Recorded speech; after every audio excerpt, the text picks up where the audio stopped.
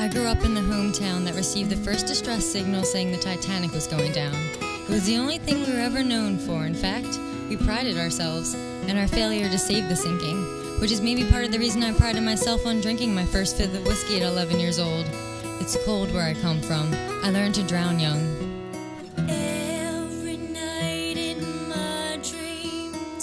At 14, I showed up to my 8 a.m. high school class so drunk that my art teacher took a month-long sabbatical to reevaluate her ability to make the world a better place.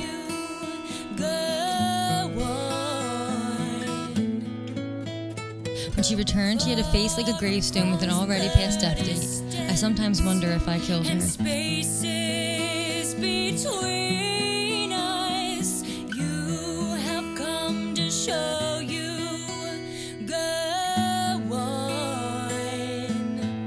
Have you ever had the feeling you owed somebody somewhere a really good reason to live? To grow old? To be 98 and a half with a laugh like broken glass, so whenever folks walk barefoot, they get hit in pieces embedded in their souls. I have spent too many years sewing my tears together with thread and hanging them like Christmas lights. Spent too many nights watching the sun set on the edge of a knife. I don't want to let myself or anybody else drown anymore, so call this poem short. So when the message in the bottle finally arrives, it's not going to ask us what broke us in half. It's going to ask us why we survived. Why did we dance when his beloved died? Why did New Orleans carry saxophones on their backs when they swam for their lives? Why did the children search the sky for the moon when their wounds were still open as Hope's suicide note when the stars were still bleeding? Why did Frida Kahlo sculpt the paintbrush from her scars? My mother says the real thing about wheelchairs is they keep you looking up. Says forests may be gorgeous, but there is nothing more alive than a tree that grows in a cemetery.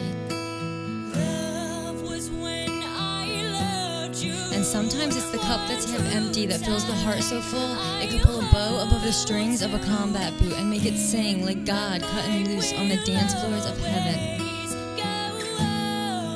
2 years ago, my niece's eyes kept the needle from my sister's veins for the very first time. If I could collect that day, the sweat from her shaking palms, the cramps knotting like a noose in her gut, I would have the stuff of monarchs taking flight of night when the smokes of burning flags floats across our borders like a kiss. It hit 170 degrees in the locked trailer of the trunk. The women locked hands and sang so hard the Texas desert shook. So hard like the hearts of the folks who would find them still alive. We have cried so hard our tears have left scars on our cheekbones, but who finds their way home by the shortcuts? Sometimes it's when we're lost that we realize that the soul is a mosaic from 1,000 different pieces. I will meet you in the cracks. I will meet you when the heart tears itself in half to fit the sun inside. I will meet you where we shine. Where we shine. I grew up in the hometown that received the first distress signal saying the Titanic was going down.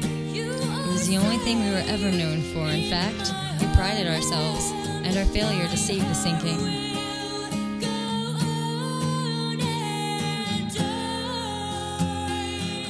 But it was an anthem. I was a stadium full of patriots with their hearts on their chest. My heart is still on my chest as the fireworks announce the end of the game and the colors in the sky chase the birds inside. Have you seen the nest they are building from everything we left behind? I grew up in the hometown that received the first distress signal saying the Titanic was going down.